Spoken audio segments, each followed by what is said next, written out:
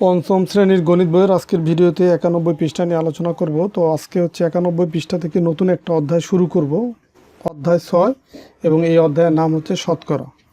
তো দেখো, প্রথমেই যে অঙ্কটা দেয়া আছে যে কোনো বিদ্যালয়ের চতুর্থ শ্রেণীর 50 জন শিক্ষার্থীর মধ্যে 20 জন হচ্ছে ছাত্রী, আর পঞ্চম শ্রেণীর হচ্ছে 25 জন শিক্ষার্থীর মধ্যে এখানে আছে 12 জন ছাত্রী। তো দেখো, এখানে ছাত্রী সংখ্যা আছে কত? 12, আর এখানে ছাত্রী সংখ্যা আছে কত? 20। তো এখন তুলনামূলকভাবে কোন শ্রেণীতে ছাত্রী বেশি, মানে চতুর্থ শ্রেণী না পঞ্চম শ্রেণীতে ছাত্রীর সংখ্যা বেশি, সেটা হচ্ছে বের করতে হবে যে তুলনামূলকভাবে কোন শ্রেণীতে ছাত্রীর সংখ্যা বেশি। তো এই যে ম্যাথ লিখিয়ে যে ম্যাথটা দেয়া আছে, এটার তথ্যের আলোকে এখানে রাফি বলতেছে যে যেহেতু 20 অপেক্ষা 12 হচ্ছে, মানে 20 সংখ্যাটি 12 থেকে বড়। এই যে দেখো, এইখানে ছাত্রীর সংখ্যা 20 আর এখানে আছে ছাত্রীর সংখ্যা 12। তো যেহেতু 20 সংখ্যাটা বড়, তাই আমার মনে হয় এই তুলনামূলকভাবে চতুর্থ শ্রেণীতে ছাত্রীর সংখ্যা বেশি। 20 হচ্ছে চতুর্থ শ্রেণীর ক্ষেত্রে, যে চতুর্থ শ্রেণীর ক্ষেত্রে এই কারণে বলছে যে যেহেতু 12-র চেয়ে 20 সংখ্যাটা বড়, তো এই কারণে আমার মনে হয় চতুর্থ শ্রেণীতে ছাত্রীর সংখ্যা বেশি। তো এটা হচ্ছে তার একটা অনুমান। আসলে কি তার এই অনুমানটা ঠিক কিনা সেটা আমরা ক্যালকুলেশনের মাধ্যমে শিখব। দেখো, এখানে এই ডাটাগুলো বা এই তথ্যগুলো একটা টেবিলের মাধ্যমে দেওয়া আছে যে চতুর্থ শ্রেণীতে মোট শিক্ষার্থী 50 জন, তার ভিতরে 20 জন হচ্ছে ছাত্রী।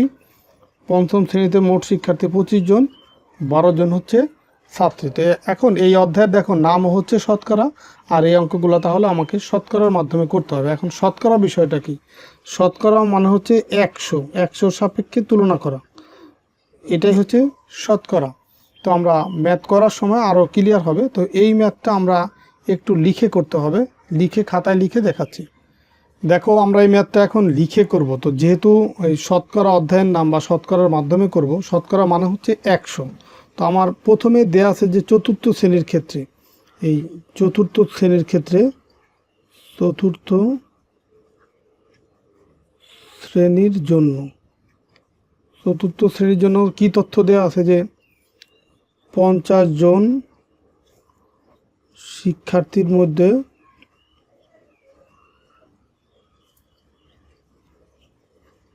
ছাত্রী কতজন আছে? ছাত্রী আছে, ছাত্রী সমান সমান কতজন? 20 জন। এটা হচ্ছে 50 জনের ভিতরে আমরা হচ্ছে এই মানটাকে 100 সাপেক্ষে তুলনা করব। তো এটা হচ্ছে ঐকিক নিয়মের মাধ্যমে করব যে 50 জনের মধ্যে ছাত্রী যদি হয় 20 জন, তা আমরা একজনের ভিতরে কতজন আছে সেই মানটা বের করব। আর এটা হচ্ছে সুতরাং এই একজন শিক্ষার্থীর মধ্যে ছাত্রীর সংখ্যা। দেখো, 50 জনের ভিতরে যদি থাকে 20 জন, তো যখন আমরা 50 বা এরকম কোনো সংখ্যা থেকে একের মান বের করব, তখন হচ্ছে এইখানে যে সংখ্যাটা থাকবে এটাকে ভাগ করতে হবে এই সংখ্যা দিয়ে। তার মানে এই 20, এটাকে আমরা ভাগ চিহ্ন দিয়েও লিখতে পারি, অথবা এই 20 নিচে টান দিয়ে এখানেও আমরা 50 লিখতে পারি। তার মানে 20 ভাগ 50। যখনই আমরা একের মান বের করব, এই বিষয়টা খেয়াল করবা, যখনই আমরা একের মান বের করব তখন হচ্ছে ভাগ হবে। ভাগ হবে কাকে? এই সমান চিহ্নর পরের যে মানটা থাকবে সেটাকে ভাগ করব এই মান দিয়ে।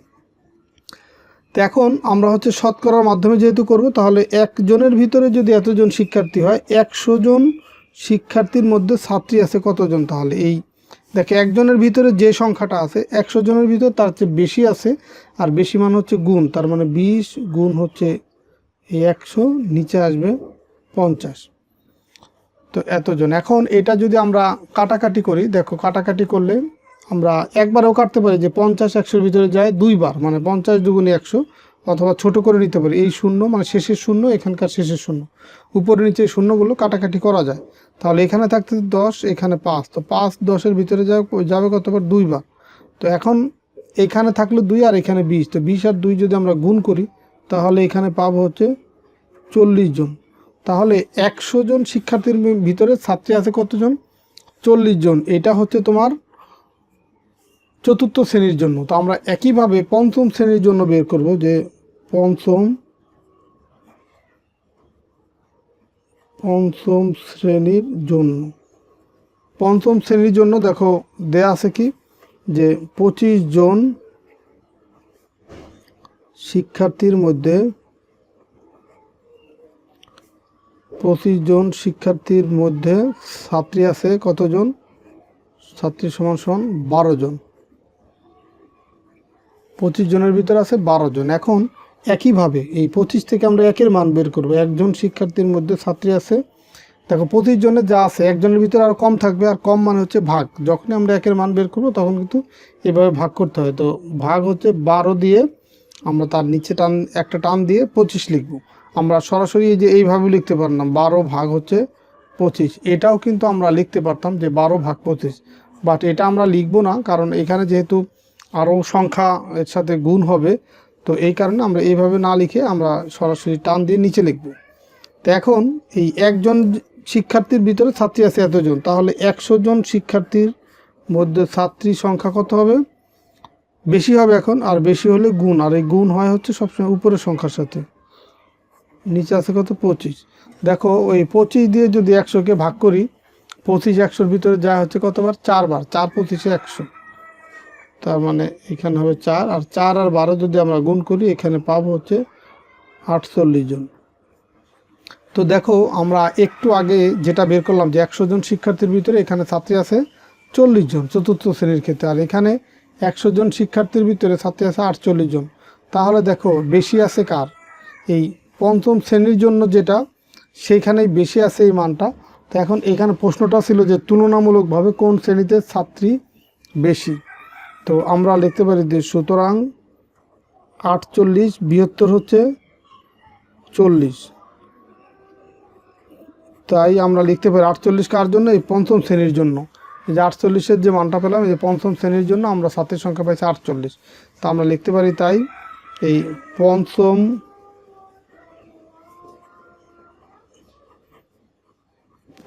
শ্রেণীতে ছাত্রী বেশি আছে। পঞ্চম শ্রেণীতে ছাত্রী বেশি আছে। প্রশ্নটা ছিল কি তুলনামূলকভাবে কোন শ্রেণীতে ছাত্রী বেশি আছে? তুলনামূলকভাবে পঞ্চম শ্রেণীতে ছাত্রী বেশি আছে, এটাই হচ্ছে উত্তর।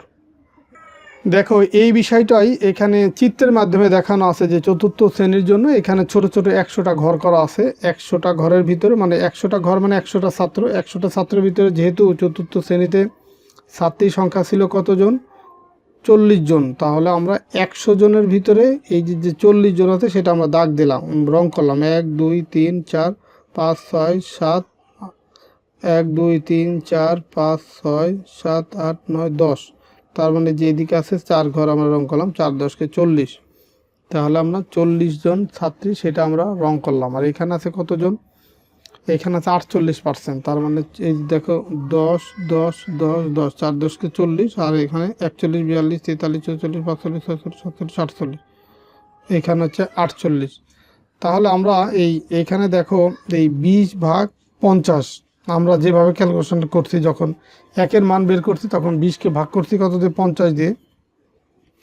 এখন এখানে যেহেতু শতকরার মানটা বের করতে হবে, তাহলে এই নিচের 50কে আমরা গুণ করব 2 দিয়ে, তাহলে হয়ে যাবে 100, আর তাহলে উপরে 20কেও 2 দিয়ে গুণ করতে হয়ে যাবে 40।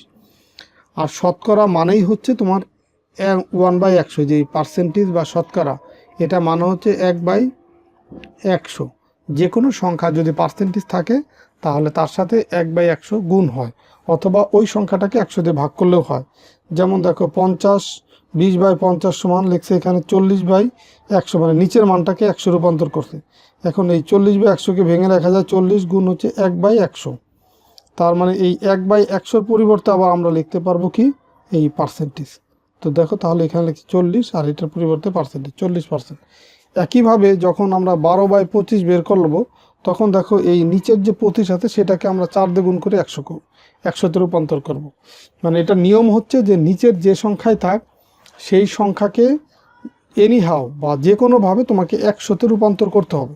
যেমন এখানে 50 ছিল, সেটা 100তে রূপান্তর করছে। এখন এখানে দেখো 25 আছে, সেটাকে আমরা 100তে রূপান্তর করলাম। এর জন্য যদি গুণের প্রয়োজন হয় গুণ করব, ভাগের প্রয়োজন হলে ভাগ করব, যেটা প্রয়োজন হয় সেটাই করব। তো এখন তাহলে 48/100 আর 48 আর নিচে যেহেতু 100 বা ভাগ 100, এই কারণে এটাকে লেখা যায় 48 গুণ 1/100। তো 1/100 পরিবর্তে লেখা যায় পার্সেন্টেজ, তার মানে হচ্ছে 48%।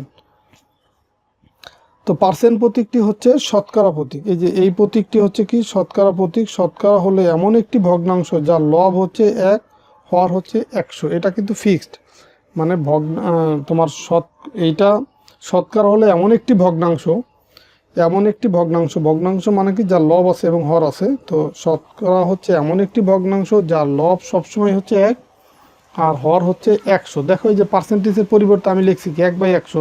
তো এই 1 এটা হচ্ছে তোমার লব আর এই নিচের 100 এটা হচ্ছে হর। তার মানে আমরা যে কথাটাই দেখছি যে শতকরা হলো এমন একটি ভগ্নাংশ যার লব হচ্ছে 1 আর হর হচ্ছে 100।